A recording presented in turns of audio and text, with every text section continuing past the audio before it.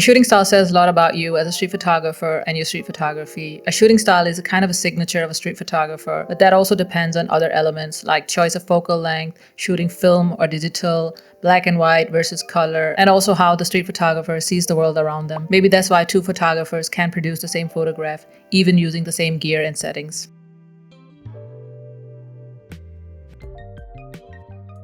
My own shooting style has changed a lot, and all that change came just recently. So in today's video, I like to talk about the different shooting styles we have in street photography, the confrontational and non-confrontational, also known as the fishing or hunting techniques. If you're new here, welcome. If you're returning, welcome back. So you also might want to check out my website where I have my blog with a B and my newsletter, both called Fill the Frame. I also have a complete overview of the gear I use for street photography and making these videos, and there might be something for you there as well. All right, so let's get back to the video. There are two distinct shooting styles or techniques, if you will, and as I mentioned, they're called the fishing or hunting techniques. You might have heard about them, but they are very different in style and approach. And these techniques are actually some of the first things we learn about street photography. And especially for myself, I thought they were very intimidating and also a little bit off-putting. Let's take a look at the non-confrontation shooting style, the fishing technique, also known as a stakeout. A fisher's defining quality is patience. Some of the traits of that technique is that a street photographer will try to find the perfect setting or scene and wait for the right person to come by or enter that scene, and also making people accustomed to your constant presence in that scene or surroundings. A street photographer will also look for the best scenery or setting before considering its subjects, so assessing a potential of a photograph based on a group of people rather than seeking out individuals, and also considering architecture, lines, patterns, and geometry. Like the hunter, the fisher also scopes the surroundings to a degree, but only to figure out the best place to strategically wait and wait as long as it takes.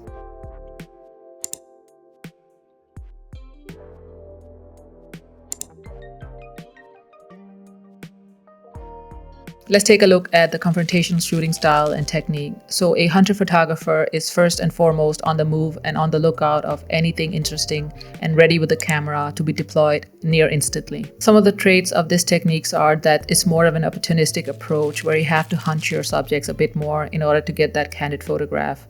And also thereby it becomes more confrontational in nature. A hunter street photographer are most likely to use a wider focal length like the 28, which is very popular to do candid street photography, but it also means that you have to get a lot closer to your subjects. A hunter street photographer often don't stop and wait for a subject. They're most likely to run around town at a rapid pace chasing that interesting subject.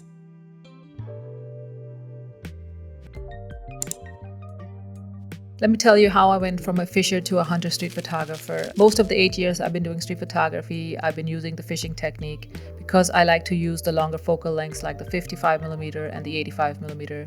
And with those focal lengths, you can easily stand at a distance, set up your frame, and wait for the perfect subjects to enter. And that way you don't have to be confrontational either. And it made complete sense to me to use the fishing technique, and also because where I was in my journey at that time. When I said that my shooting style has changed and a lot of that change came recently, it's because I've been on a two-pronged mission to getting closer to my subjects and also try to make those candid street photographs. And that mission eventually led me to buy the 28mm focal length. A focal length I never thought I would have in my street kit, but nevertheless, here we are. And I talk about this whole process in another video. I'll link it down below. Long story short, so these were the two factors that was the main drivers for my radical change in shooting style. So these days, I mostly use the hunting technique when I'm out doing street photography. And I didn't even realize that radical change until I saw a video of myself when I was out doing a POV. And I'd become a hunter. Me, a shy street photographer, has become a hunter now. It's so surreal. But it got me thinking about how much a shooting style means for the type of street photography you're doing. So for candid street photography, I have to hunt my subjects a bit more, and it requires me to be a lot closer to them. I use a different focal length to get those close-up shots. So I learned to become a hunter street photographer, which also means that I have to be out of my comfort zone so much more than I'm used to. And using a 28mm focal length really forces that process along. For high contrast, light and shadow, or silhouette photography, it's best to use the fishing technique, as having the best scenery or setting matters more than the individual subject. So personally for me, I don't identify with one shooting style over the other. It really depends on the type of street photography I'm out doing, and the shooting style follows.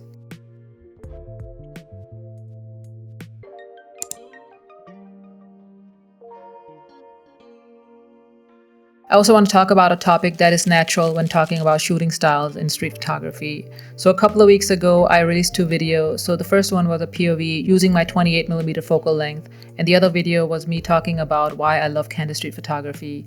And the comments on both videos got me thinking about what is acceptable and what is not in street photography. Especially the hunting technique can get people really fired up.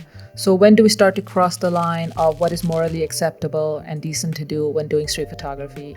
I can only look at my own journey and see how much I move from one end to the other of the spectrum of shooting styles. For a long time, I had the opinion that taking close-up shots or being up in people's faces were just not acceptable. I believe as street photographers, we have the duty to show people respect, so don't be rude or unnecessarily aggressive when doing street photography. Fast forward to this moment, and while other focal lengths like the 28mm has become my favorites, I also start to see a slight shift in my mindset and boundaries for what I see as acceptable in street photography.